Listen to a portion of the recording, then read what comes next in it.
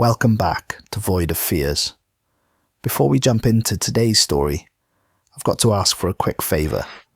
If you could smash that like button, drop a comment below, and hit subscribe if you haven't already. It seriously makes a huge difference. YouTube's algorithm loves that stuff, and it pushes my videos to new viewers who might dig these stories too. I really appreciate every single one of you who takes the time to do that. It means the world to me and helps keep this channel growing. Alright, enough of me rambling. Let's dive into today's story. The dreams began 3 months before Dr. Amanda Foster disappeared, though I wouldn't understand their significance until it was far too late to save her. I know this because I started keeping a journal after the 5th consecutive night of walking through corridors that shouldn't exist, following a voice that spoke my name in languages I'd never heard, but somehow understood, with the clarity of childhood memory. My name is Dr. Callen Draegor, and I've spent the last 15 years of my career studying what my colleagues politely call anomalous archaeology. Lost civilizations that appear in scattered artifacts but nowhere in the historical record. Phantom dynasties mentioned in fragmentary texts that contradict everything we know about human development. Structures that shouldn't exist, built by cultures that never were, using techniques that predate their supposed invention by millennia. Most academics dismiss my work as the desperate fantasies of a man trying to make his mark by chasing shadows. My department chair at the University of Chicago has made it clear that my tenure review next year will not go favourably unless I return to legitimate research. But the dreams weren't shadows or fantasies. They were memories bleeding through from somewhere else, and they were growing stronger every night. The corridors in my dreams were always the same. Polished black stone that reflected no light, carved with symbols that carried meaning, bypassing rational thought and speaking directly to some primitive part of my brain. The voice that called my name echoed from everywhere and nowhere, speaking words in a language that felt older than human speech, but which I understood perfectly. Come home, seeker of lost things. Come home to the place where all searches end. I'd wake each morning with the taste of desert sand in my mouth, and the inexplicable certainty that I was being summoned to something momentous, something that had been waiting for me specifically, personally, for a very long time. The call that changed everything came on a Tuesday morning in February. I was grading undergraduate papers on Mesopotamian trade routes when my encrypted satellite phone buzzed with a priority message from Dr.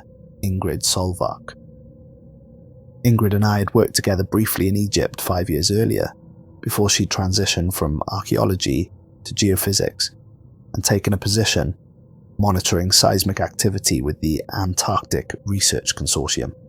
Her message was uncharacteristically brief and urgent. Callen, emergency situation developing at Station Echo7. Your phantom dynasties aren't phantom. Attached are coordinates and preliminary data. Come immediately. Tell absolutely no one where you're going or why. Trust me on this, if word gets out before we understand what we're dealing with, people will die. The attachment made. My coffee cup slipped from nerveless fingers. Ground-penetrating radar images showed a massive geometric structure beneath the Antarctic ice, perfectly symmetrical and impossibly ancient. But what made my blood run cold wasn't the structure itself. It was the progression of images over 6 weeks.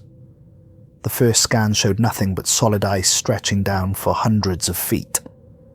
The most recent, timestamped just 8 hours earlier, showed something enormous pushing up from the depths. The structure had the unmistakable proportions of the Great Sphinx of Giza, but scaled up by a factor of 3 and carved from what appeared to be perfectly black ice. Ice that somehow maintained its structural integrity despite temperatures that should have caused immediate sublimation. Ice that, according to Ingrid's spectral analysis, shouldn't exist according to any known laws of physics. I booked the next available flight to Chile without hesitation.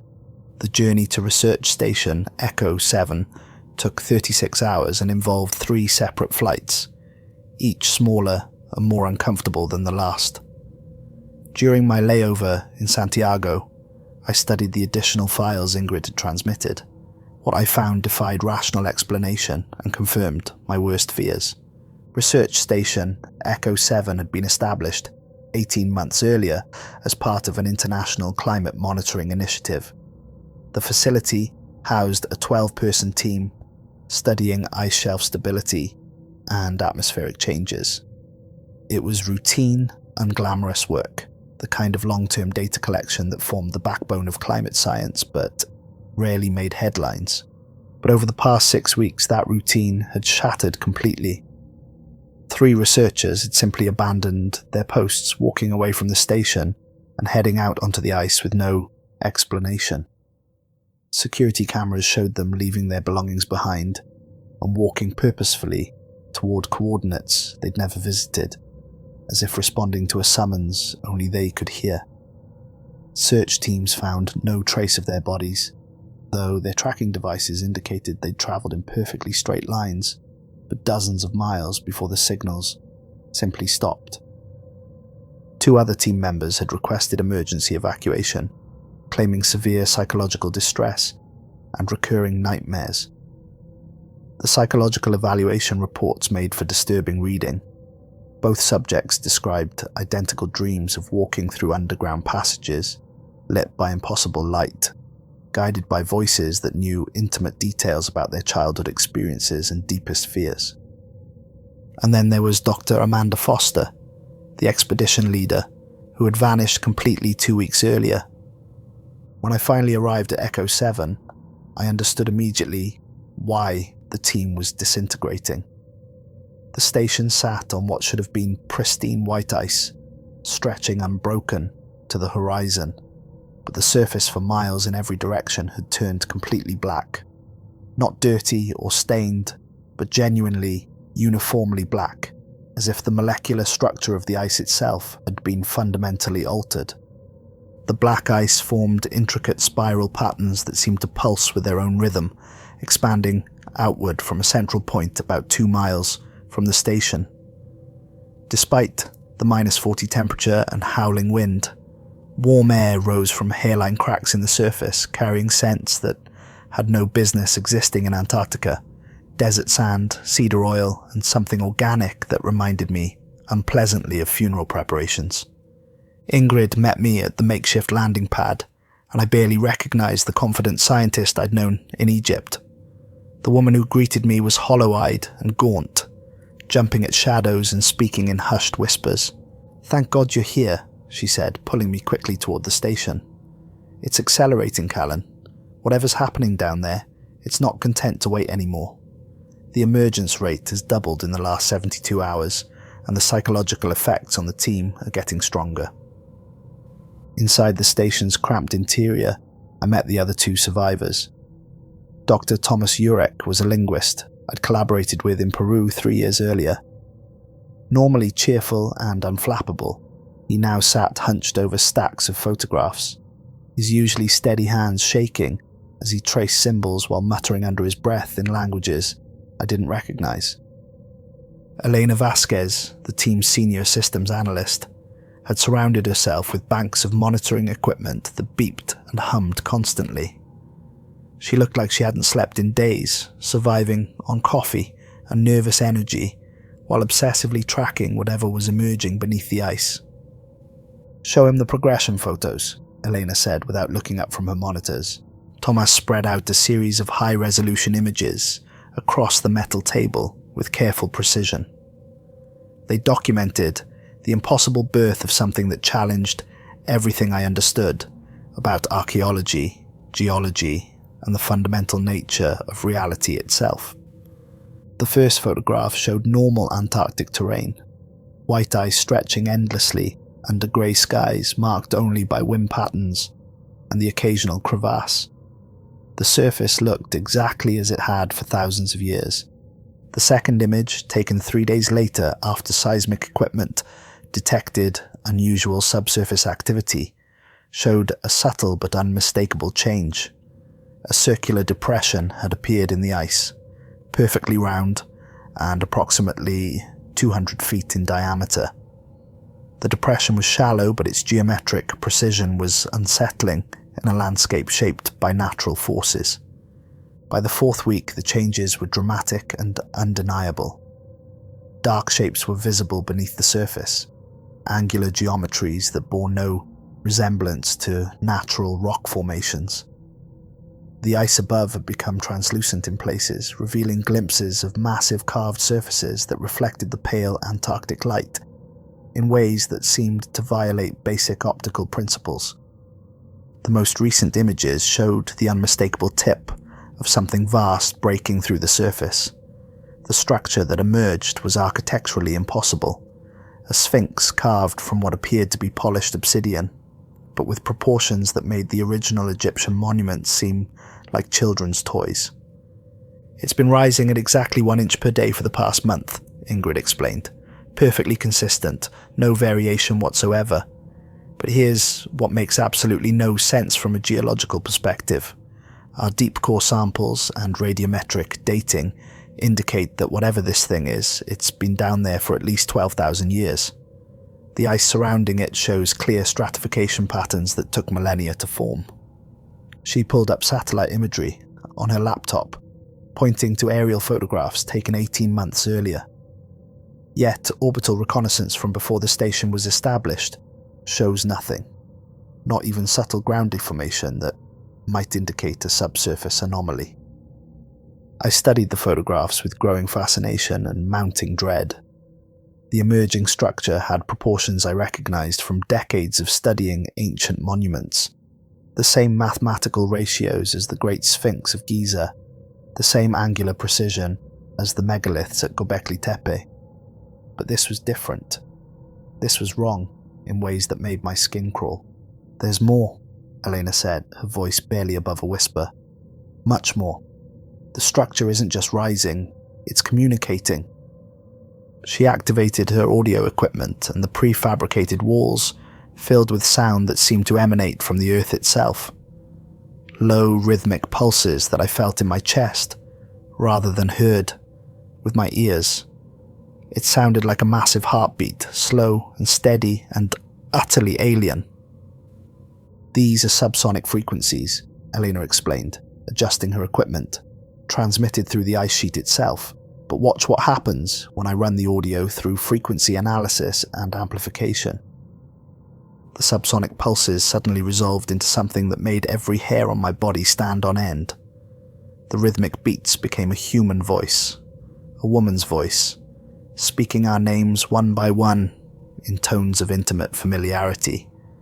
"Callen, Ingrid, Thomas, Elena." "That's Amanda's voice," Thomas whispered, "but she's been missing for 2 weeks." "It gets worse," Ingrid said. "The transmissions aren't just our names.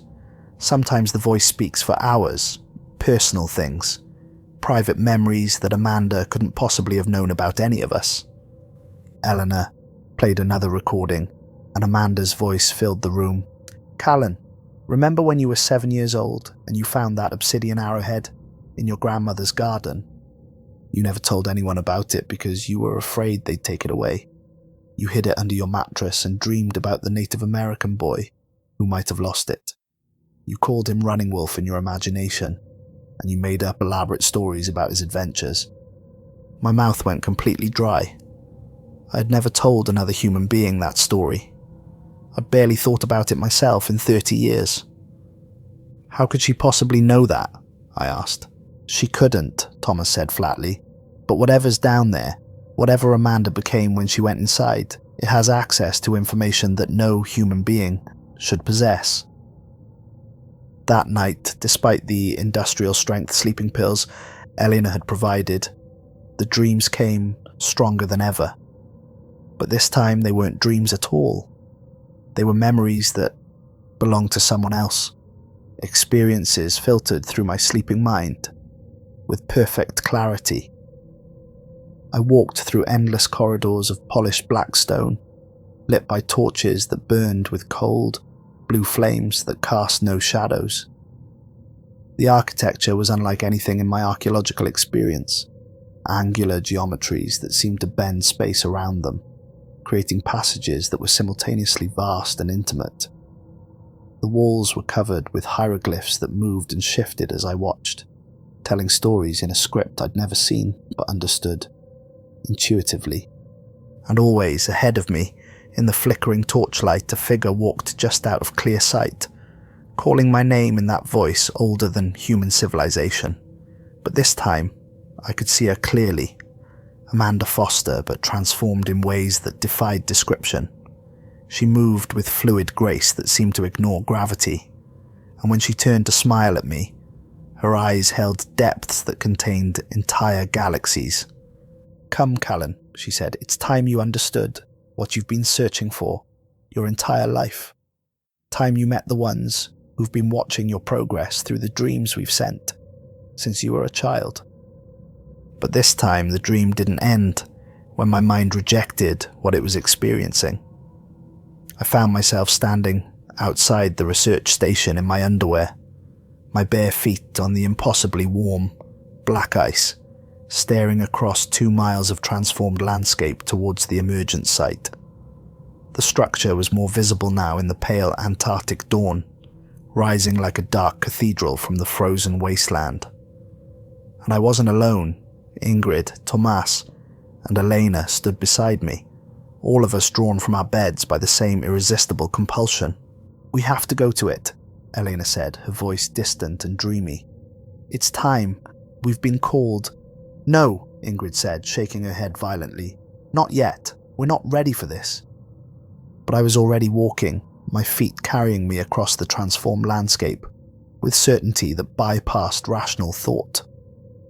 The others followed despite their fear, unable to resist the pull. The warm air rising from cracks in the black ice carried impossible scents that triggered powerful emotional responses. Desert sand and ancient cedar for everyone, but also personal fragrances unique to each of us. For me, it was my grandmother's lavender soap, a smell I hadn't encountered since her funeral, 20 years ago, but which instantly transported me back to childhood afternoons spent listening to her stories about archaeological expeditions. Up close, the Sphinx was even more magnificent and terrifying than the photographs had suggested. The structure wasn't carved from normal ice or stone, but from something that seemed to exist in multiple dimensions simultaneously. It appeared completely solid when approached directly, yet transparent from certain angles, revealing vast interior spaces that couldn't possibly fit within the external dimensions. The surface was covered in hieroglyphs, unlike anything in my decades of archaeological experience, symbols that shifted and rearranged themselves when observed directly. "These aren't Egyptian," I murmured, running my fingers over the strange markings. The material was warm to the touch, almost body temperature, and seemed to pulse with a rhythm that matched my heartbeat. "They're older, much older, pre-dynastic, maybe pre-human." Tomas nodded, his professional instincts overcoming his terror. "I've been trying to translate them since they first appeared. The script keeps changing, but I'm getting fragments of meaning. Messages that seem specifically directed at each of us individually." As if responding to our presence, the hieroglyphs began moving more actively, flowing across the Sphinx's surface like living things. I watched in fascination as they arranged themselves into readable text, in a script I somehow understood. "You dreamed of us before you knew we existed, seeker of lost things. Your grandmother's garden, the arrowhead, running wolf. We have watched through your dreams since you were 7 years old, guiding your studies, shaping your interests, preparing you for this moment when all your searching would finally end." "This is impossible," Eleanor breathed, but her voice carried wonder rather than fear. An opening appeared in the Sphinx's side, not carved or melted, but simply absent, as if the solid matter had decided to remember being hollow. The doorway was perfectly sized for human passage, with smooth steps leading down into welcoming darkness. Warm air flowed out, carrying the sound of distant voices speaking in harmonious chorus. "Amanda went down there," Ingrid said. "2 weeks ago, she was supposed to be checking the perimeter sensor array, but the security cameras caught her walking straight to this spot. She stood here for 3 hours, just staring at empty ice, and then she walked forward and disappeared." "But we've been hearing her voice ever since," Thomas added, "growing stronger every day." Despite every rational instinct screaming warnings, I felt an overwhelming compulsion to enter the structure. This was what I'd been searching for my entire career. Concrete proof that human civilization was far older and stranger than anyone imagined. "We have to go inside," I said. "Callen, no." Ingrid grabbed my arm. 3 people have already disappeared down there. Whatever this thing is, it's not benevolent." But I was already moving toward the opening, drawn by a force stronger than gravity. The others followed, unable to abandon me but clearly terrified. The interior of the Sphinx defied every physical law, I understood. We walked through corridors that stretched for miles, far exceeding the external dimensions of the structure we'd entered. The passages were perfectly straight and uniformly wide, but somehow gave the impression of vast distance. The walls were lined with more of the shifting hieroglyphs, but these told a coherent narrative as we passed. They showed the rise and fall of civilizations across thousands of years, not just on Earth, but on other worlds beneath alien stars. I saw the construction of monuments I recognized from archaeological textbooks alongside others that had never been catalogued by human science. The passages were illuminated by some form of bioluminescence that emanated from the walls themselves, casting everything in a soft, golden glow. The air was perfectly temperature controlled and carried the scent of ancient libraries, papyrus, cedar oil, and the dusty smell of knowledge preserved across millennia. As we walked deeper, the walls began displaying moving images like windows into other times and places. I saw my childhood home, my first day at graduate school, the moment I decided to become an archaeologist. But these weren't mere memories, they were perfect recordings, viewed from angles no human observer could have achieved. "How is this possible?" Elena whispered. "It's not just recording our memories," Thomas said, studying the wall displays. "It's showing us events from before we were born. Look at this." The images had shifted to show ancient Egypt during the Old Kingdom period, but not the Egypt from textbooks. This was a civilization of impossible sophistication, with technology that seemed to blend advanced science with principles that transcended physical law. Massive structures rose from the desert, geometric forms that defied easy description, and overseeing it all were figures that looked human, but moved with grace and purpose that spoke of intelligence far beyond anything our species had achieved. These are the original sources, I realized. The template civilization that inspired all the others. The pharaohs weren't the beginning. They were trying to recreate something they'd lost. The corridor eventually opened into a chamber so vast that I couldn't see the far walls or ceiling, despite the gentle illumination. The space was easily the size of several football stadiums, but what dominated the room was the figure seated on a throne, carved from the same impossible black material as the Sphinx itself. He appeared to be a man in his 40s with the bearing and features I recognized from Egyptian royal portraiture, but his presence filled the enormous chamber with authority that seemed to bend reality around him. His skin had the translucent quality of thin ice, revealing complex patterns of light moving beneath the surface. His eyes were the color of deep space, not black, but containing depths that held entire galaxies. He wore robes that seemed to be cut from starlight itself, fabric that shifted between solid matter and pure energy. On his head sat a crown of black metal shaped like a cobra, its eyes set with gems that pulsed with their own inner fire. Beside his throne stood Amanda Foster. She looked exactly as I remembered her, mid-30s, athletic build, intelligent eyes behind wire-rimmed glasses. but her expression had changed completely. Where Amanda had always been intense and driven, this version seemed serene, to the point of emptiness, as if she were viewing us from an enormous distance. "Amanda," Thomas called out, stepping forward. "Thank God you're alive. We've been searching for you." She smiled with distant, benevolent expression. "I am alive, Thomas, more alive than I've ever been. I understand now what we really are, what we've always been." The figure on the throne rose with fluid grace. When he spoke, his voice resonated not just in the air, but in our bones, our blood, our very souls. "Welcome," he said in perfect, unaccented English. "I am Neb Ankef-Ka, last emperor of the First Kingdom, and I've been dreaming of your arrival for 12,000 years. "You're the pharaoh from the hieroglyphs," I said, "but the timeline is wrong. The earliest Egyptian dynasties didn't begin until around 3100 BCE. "I am what your pharaohs tried to become," he corrected gently. "They were pale echoes, children playing with toys they didn't understand, attempting to recreate glory they barely remembered. I am the original, the template from which all earthly kingdoms drew their inspiration." Elena had pulled out her equipment and was scanning the chamber. "The energy readings here are completely off any scale I've ever seen," she murmured.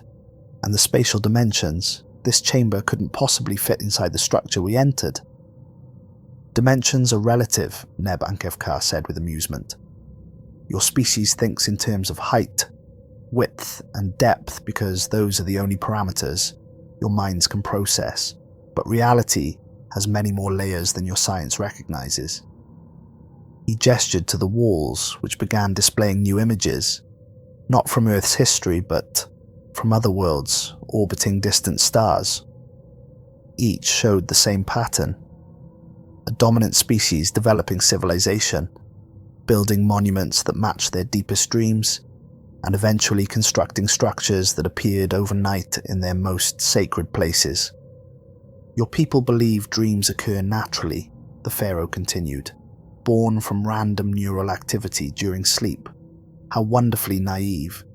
Every nightmare, every moment of inexplicable dread, every feeling of being watched in the darkness. These are transmissions from my realm." The horror of what he was suggesting began to sink in. "You're saying human dreams aren't natural?" "Dreams are how we communicate across the barriers between dimensions," he explained patiently. "Your species has been receiving our transmissions for 50,000 years. Most dismiss these visions as meaningless fantasy, but some, like you, Callen, develop obsessions with lost civilizations, phantom dynasties, things that exist in your dreams, but not in your history books." Amanda stepped forward with unnatural grace. "The dreams aren't random, Callen. They're instruction manuals, templates for the civilizations we want you to build. Every pyramid, every monument, every sacred site on your world, they're all crude attempts to recreate the architecture of our realm." "But why?" Ingrid asked. "To prepare for our return," Neb Ankef-Ka said simply. "For 12 millennia, we have watched through your dreams as humanity developed tools and knowledge beyond anything we possessed in our original forms. Your technology, your understanding of physics and biology, we wish to combine these innovations with our ancient mastery of dimensional manipulation." Elena's equipment was registering massive energy spikes. "The other research stations across Antarctica have been reporting similar phenomena," she said. "Structures emerging, teams going missing. Are they all awakening?" "Yes," the pharaoh confirmed. 12 of my most trusted advisors, each emerging simultaneously as we prepare for the final phase. Your Dr. Foster has been instrumental in coordinating their arrival." Through the translucent walls, I could see lights appearing across the Antarctic landscape, other structures rising from the ice like dark flowers, blooming in supernatural fast forward. Each one pulsed with the same rhythm as our chamber, and I realized they were all connected, components of some vast network. "What happens to humanity?" I asked. "Those who cooperate become part of something infinitely greater," Neb Ankef-Ka said. Individual thought is so limited, so painful. When you join us, you become part of a vast network of understanding that spans galaxies. Amanda has experienced this transformation, and she has found it liberating. The others, the ones who resist. Amanda's voice carried genuine sadness. Well, madness is simply another form of cooperation. When the dreams intensify beyond human tolerance, the mind breaks and rebuilds itself in more useful configurations. The pharaoh showed us visions of other worlds his kind had claimed, entire civilizations that had built monuments to their own nightmares before walking willingly into servitude. Planets where the dominant species had evolved beyond individual identity, becoming perfect components in machines of thought that stretched across star systems. Your world will be different, he assured us. Humanity has developed such wonderful tools of destruction and creation. Wars will be fought with technologies that can reshape matter at the atomic level. Governments will restructure themselves around the dreams we provide. I felt my sanity beginning to fray as the full scope of his plan became clear. This wasn't invasion, it was gradual conversion of human civilization into something alien and terrible, accomplished through corruption of our most private mental states. But Elena was working frantically at her equipment, and I could see she'd discovered something important. The signal, she whispered urgently. It's not just one way. Human minds aren't just receivers. We're also transmitters. I understood immediately. Every empire fell. Every god was eventually forgotten. If dreams were their method of communication, then dreams could also be their weakness. You're thinking of resistance, Nebka said with amused condescension. But you fundamentally misunderstand what you face. We are not physical beings that can be fought with weapons. We exist in the spaces between thoughts, in the gaps between heartbeats. We are the voice that whispers when you're alone, in the dark. Maybe, I said, my mind racing, but you're not gods, you're parasites, and every parasite depends on its host. We're not just receivers, we're the source of the energy you need to maintain your connection to this reality.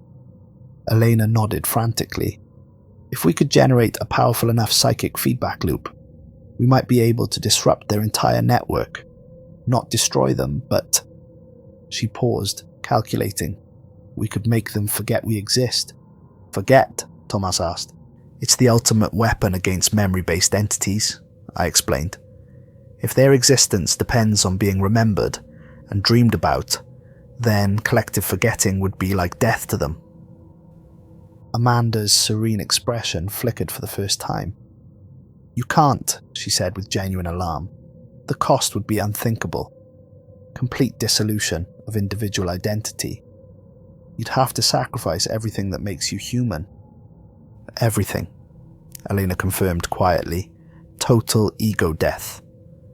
We'd have to burn our own personalities, our memories, our very sense of self, to fuel a psychic signal powerful enough to disrupt their network. We'd forget not just them, but ourselves. Our names, our histories, our relationships, all of it sacrificed to create a large enough disruption. The chamber began to tremble as Nebka's composure cracked. You cannot resist us, he said, but his voice carried less certainty. We have guided your species for 50,000 years. We are woven into your genetic memory. We're not resisting, I said, understanding the beautiful paradox. We're choosing to forget, to erase ourselves so completely that there's no one left to remember you exist. Through the walls, I could see lights appearing across Antarctica as more sphinxes reached full emergence. Whatever we were going to do, it had to be now. Elena's equipment was generating a high-pitched whine as she created the psychic amplification array. I can boost our combined neural activity and broadcast it through their own network, she explained rapidly, but it requires total mental commitment from all of us. No holding back, no preserving parts of ourselves. Complete dissolution. Do it, Ingrid said without hesitation. Better to never have existed than let them turn humanity into slaves. Are you certain? I asked, looking at each colleague. We won't just die. We'll cease to have ever existed. No one will remember our names. Our families will forget we were ever born. Better that than watching our species become puppets, Thomas said firmly. Elena's amplification array began humming with power, and I could feel it connecting to the quantum field, surrounding our thoughts. The process was unlike anything I'd experienced. Not painful, but profoundly disorienting, as my individual identity began to dissolve. "You cannot do this," Nebka said, his voice now carrying genuine desperation. "Without our guidance, your species will destroy itself within generations. You need structure, purpose, direction." "Maybe," I said, feeling my memories fading, like photographs in sunlight. "But at least it will be our choice, our chaos, our brief existence, to live or waste as we see fit." The feedback loop engaged with a sound like reality tearing. I felt my thoughts merging with my colleagues, our combined will focusing on a single concept: forgetting. Not just forgetting the pharaohs, but forgetting that such things could exist. Forgetting the very possibility of ancient entities that spoke through dreams. The effect rippled outward through the psychic network like a shockwave, carrying our intentional amnesia to every connected mind across the globe. Every human who had ever received alien dreams suddenly found those memories fading, replaced by natural dreams of their own creation. The monuments built in response to otherworldly visions became simply interesting archaeological sites with no supernatural significance. I watched Nebka's form beginning to fade as collective human memory of his existence dissolved. His eyes met mine one last time, and I saw in them not anger, but desperate, cosmic loneliness. "We only wanted to preserve ourselves," he said, his voice already distant. "Is that not what every species desires? To continue existing? We offered you immortality, knowledge, purpose beyond anything your kind could achieve alone." "Preservation through slavery isn't preservation," I replied, though I could barely remember who I was. "It's just a different kind of death. And some things are more important than survival." The chamber began to dissolve as the dimensional anchor maintaining its existence failed. The last thing I remember clearly was Amanda's face, her expression returning to normal as alien serenity left her features. "Callen," she said, confusion replacing otherworldly calm. "Where are we? How did we get here? I was checking the perimeter sensors and then nothing." But by then, I could no longer remember my own name to answer her. The rescue team from McMurdo Station found research Station Echo7 abandoned, but undamaged 4 days later, though according to all official records, no expedition had ever been authorized for those coordinates. 4 survivors were discovered wandering the ice in complete amnesia. 3 women and 1 man, all suffering from severe memory loss that extended far beyond simple trauma. They had no recollection of their names, professions, or personal histories. Medical examination revealed no signs of head injury or neurological damage that might explain their condition. The survivors carried equipment and personal effects that provided few clues. The man had a worn leather journal filled with notes about archaeological sites written in handwriting that didn't match any known researcher. The women possessed advanced scientific instruments that bore no manufacturer's markings, as if custom built for purposes no one could determine. After months of investigation, the 4 were eventually given new identities and helped to rebuild their lives. The woman who had been a geophysicist became a school teacher in rural Montana. The linguist opened a small bookstore in Oregon. The systems analyst learned to repair computers in Denver, and the man who had once been an archaeologist found contentment as a librarian in a small college town, though he sometimes felt he was searching for something he couldn't name. The mysterious equipment was transported to research facilities for analysis, but scientists could make no sense of devices that seemed to operate on principles beyond current understanding. Within months, most had been quietly filed away and forgotten. The site was marked as geologically unstable and placed off limits. Satellite imagery showed only pristine, white ice, with no trace of the massive structures that had briefly emerged. The black ice formations were dismissed as sensor malfunctions. References to Antarctic archaeological expeditions vanished from academic databases. Museums found that their collections of pre-Egyptian artifacts had been misfiled or lost during routine procedures, though no one could remember what those artifacts had depicted or why they had been considered significant. In a storage facility in Ushuaia, Argentina, a single crate sits on a forgotten shelf, labelled only with a serial number corresponding to no existing record. Inside lies a crown of black metal shaped like a cobra, its eyes set with gems that seem to hold their own light. Sometimes late shift workers report hearing whispers from that section of the warehouse, but by morning they've forgotten why they felt uneasy. The story spread across the internet as another piece of creative fiction, shared and forgotten like countless others. Readers would finish it with a shiver, then move on to other distractions, never knowing they were consuming a true account written by someone who had sacrificed his very existence to ensure they could sleep peacefully. But sometimes, in the quiet hours before dawn, when the barrier between sleep and waking grows thin, people around the world share fragments of the same dream. They walk through corridors of polished black stone, following voices that speak their names with ancient authority. The dreamers always wake before reaching the end of those corridors, and by morning they remember only vague unease and the lingering scent of desert sand. In Antarctica, research continues at dozens of scientific stations. Scientists sometimes report unusual seismic activity beneath the Ross ice shelf, but these readings are attributed to natural tectonic processes. The ice remains white and pristine, unmarked by any structures that don't belong. The ancient pharaohs sleep in dimensions beyond human memory, waiting in the spaces between thoughts for someone to dream of them again.